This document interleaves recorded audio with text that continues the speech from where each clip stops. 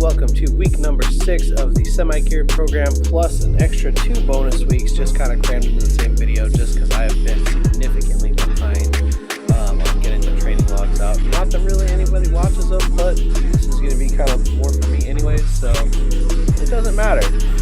Anyways, what you're seeing here is the last week of the program that I've been running. Here I'm kind of peeking out the box squat movement as well as the Duffalo bar bench, and then I actually ended up extending my program another 2 weeks to allow me to kind of peek out the slingshot bench press as well as my overhead press, just to kind of fill in the rest of the summer.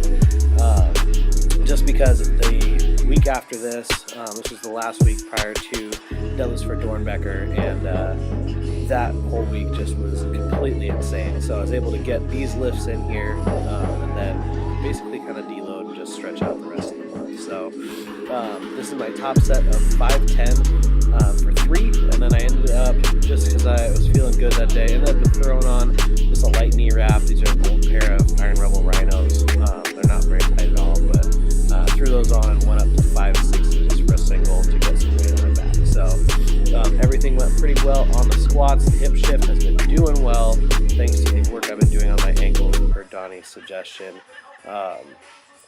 Pretty much all of my issues have been caused by my one shitty ankle, so that's made some huge improvements this month as well.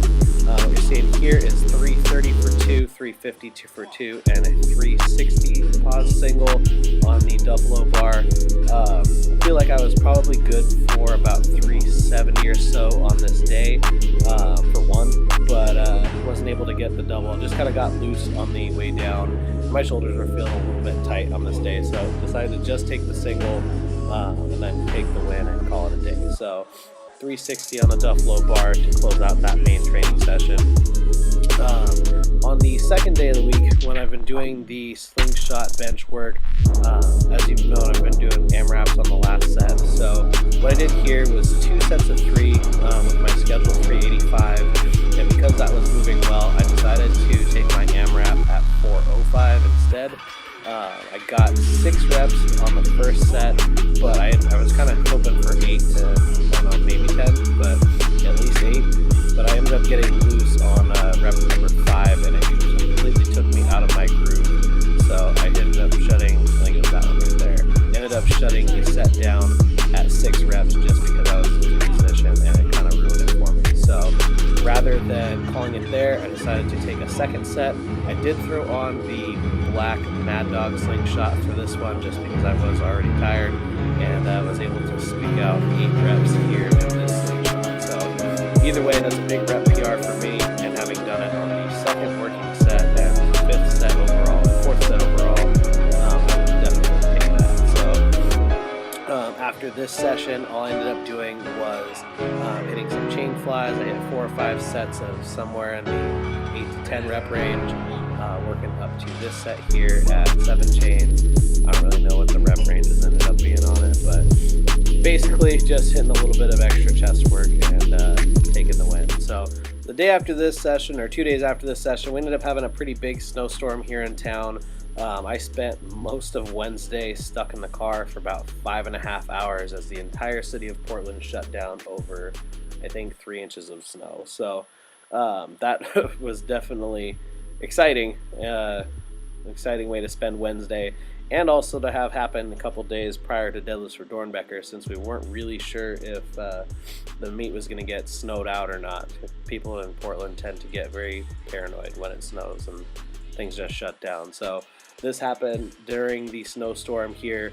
All I ended up doing was my overhead press work for the day. I took 225 for 3 sets of 4, and then AMRAP the last one, finishing with, I think, 11 reps on this set, which is a huge rep PR for me at this weight. You can see that I'm not quite coming down to my chest on all the reps, and that's just because my shoulders were really tight. Normally I will take it all the way down, and it doesn't really make a huge difference for me since I'm pretty quick off the chest for that first couple inches anyways. So there's 11 reps at 225 to wrap up the final workout prior to deadlifts for Dornbecker, which went great. We ended up breaking our $5,000 goal. Had about 45 lifters come out. I want to say somewhere around 100 spectators. and we made over $5 grand for the Children's Hospital. So that event was a great success. Got to tear the gym apart, put it in a truck, set the meat up, tear the meat down, put the entire gym back in the gym.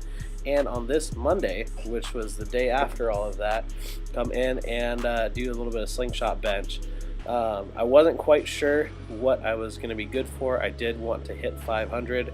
The idiot in me didn't really think that all of the setup and hosting for the meet and the cold I had while I was doing all that would really affect things, and it really didn't affect my bar speed during the warm-ups, which is why we felt it was a good choice to still give 500 to go. But it just did not quite happen. As you'll see here in a second, I horribly misgrooved the weight on this first set.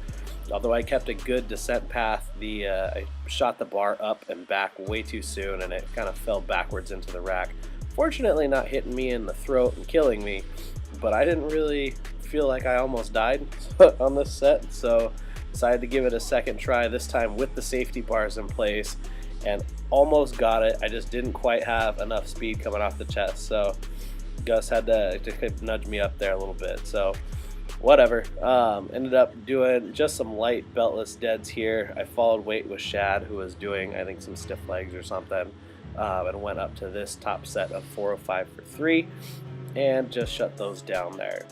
So visited my chiropractor, and he suggested that I take 10 or so days off of loaded lower body movements just to allow the rehab work that I'm doing to catch up and outpace the not necessarily damage, but what's happening from my actual training. So you'll see here I'm focusing just on the overhead press.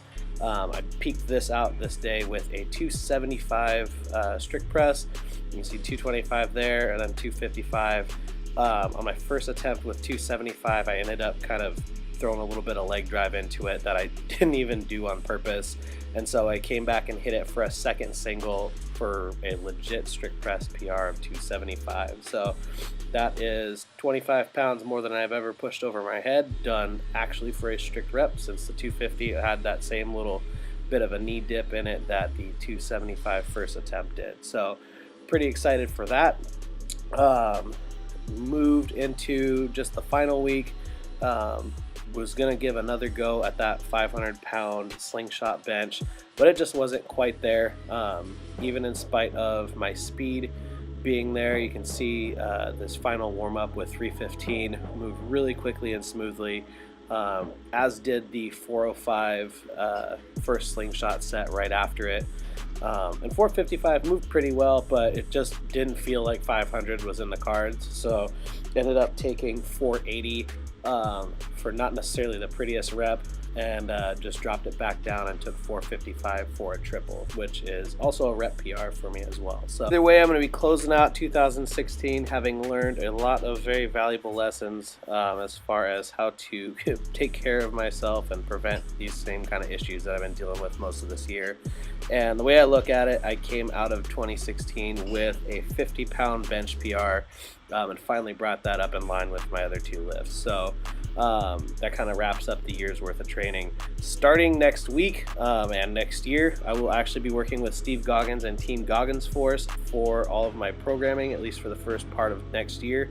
So I'll have some more information on that once I actually start the training for it, but that is something I am definitely excited to start. Steve is one of the legends of the sport and one of the reasons that I got into powerlifting in the first place. So definitely excited to be able to learn from somebody that I've looked up to for a long time, and hopefully come out of the experience a much smarter lifter and coach as well. So that is it. I hope you enjoyed the video. If you did, like it, subscribe to the channel, and I will see you in 2017 here and at www.savagegym.com.